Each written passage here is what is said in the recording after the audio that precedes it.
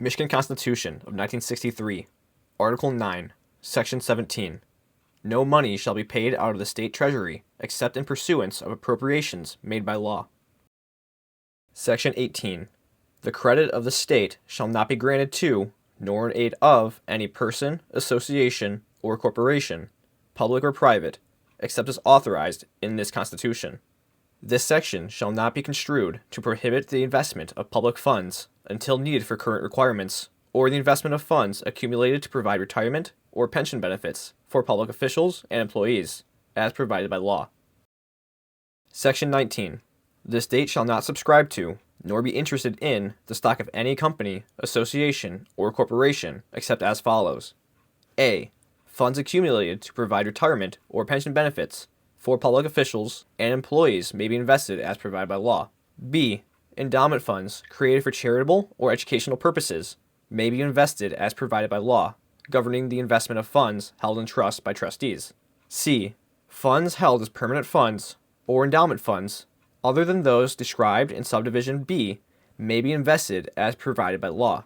Except as otherwise provided in this section, other state funds or money may be invested in accounts of a bank, savings and loan association, or credit union organized under the laws of this state or federal law as provided by law. Section 20. No state money shall be deposited in banks, savings and loan associations, or credit unions other than those organized under the law of this state or federal law. No state money shall be deposited in any bank, savings and loan association, or credit union in excess of 50% of the net worth of the bank, savings and loan association, or credit union.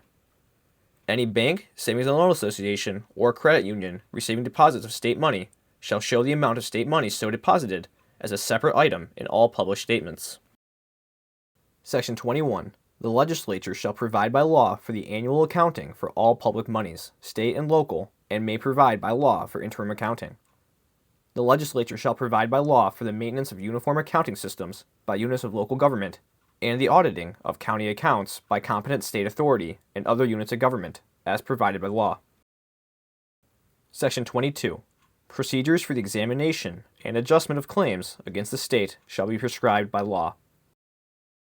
Section 23. All financial records, accountings, audit reports, and other reports of public monies shall be public records and open to inspection.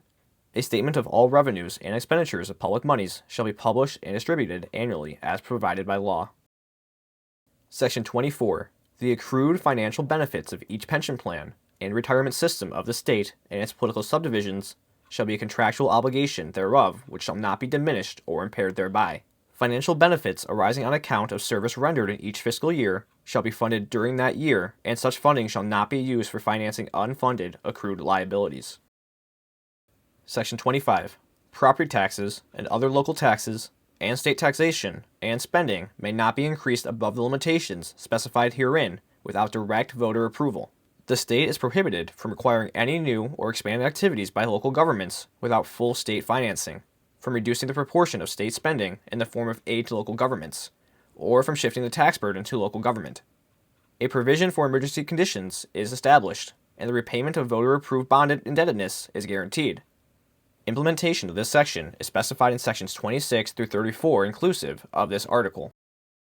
Section 26. There is hereby established a limit on the total amount of taxes which may be imposed by the legislature in any fiscal year on the taxpayers of this state. This limit shall not be changed without approval of the majority of the qualified electors voting thereon, as provided for in Article 12 of the Constitution, effective with fiscal year 1979-1980, and for each fiscal year thereafter. The legislature shall not impose taxes of any kind, which, together with all other revenues of the state, federal aid included, exceed the revenue limit established in this section. The revenue limit shall be equal to the product of the ratio of total state revenues in fiscal year 1978-79 divided by the personal income of Michigan in calendar year 1977, multiplied by the personal income of Michigan in either the prior calendar year or the average of personal income of Michigan in the previous 3 calendar years, whichever is greater. For any fiscal year, in the event that total state revenues exceed the revenue limit established in this section by 1% or more, the excess revenues shall be refunded pro rata based on the liability reported on the Michigan income tax and single business tax, or its successor tax or taxes.